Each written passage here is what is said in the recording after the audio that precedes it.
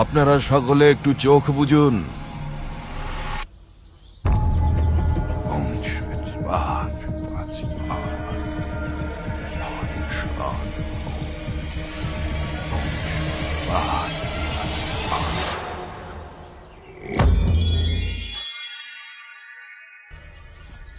নিন পুরোহিত মশাই, এবার বাবার পূজা সম্পন্ন করুন। বাবা, আমি না বুঝে আপনার সাথে অনেক খারাপ ব্যবহার করেছি। আপনি দয়া করে গ্রামটাকে বাঁচান। বিপদে পড়ে আমাদের মাথা ঠিক নাই। পশু পাখি মানুষ সব মরছে এখানে একে একে। কবে যে কার দিন আসবে তার কোনো ঠিক নাই। দয়া করুন বাবা, আমাদের বাঁচান।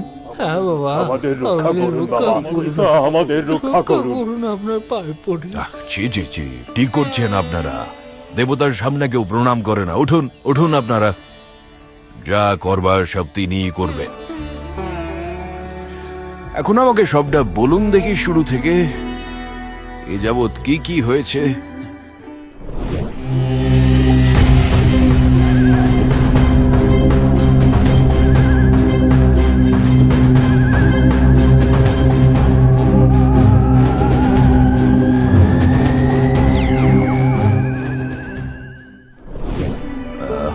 বুঝলুম।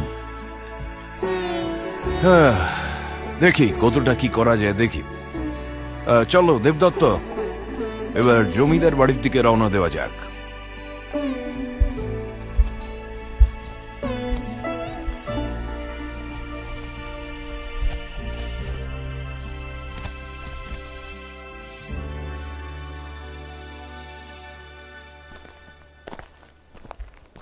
সব শুনে যা বুঝলুম, এ কোনো সাধারণ শক্তির কাজ নয় রে দেবদত্ত। সে অতি ধূর্ত এবং বেজায় শক্তিধর। এই গ্রামবাসীর উপর এক ভয়ানক প্রতিশোধ স্পৃহা নিয়ে এসেছে।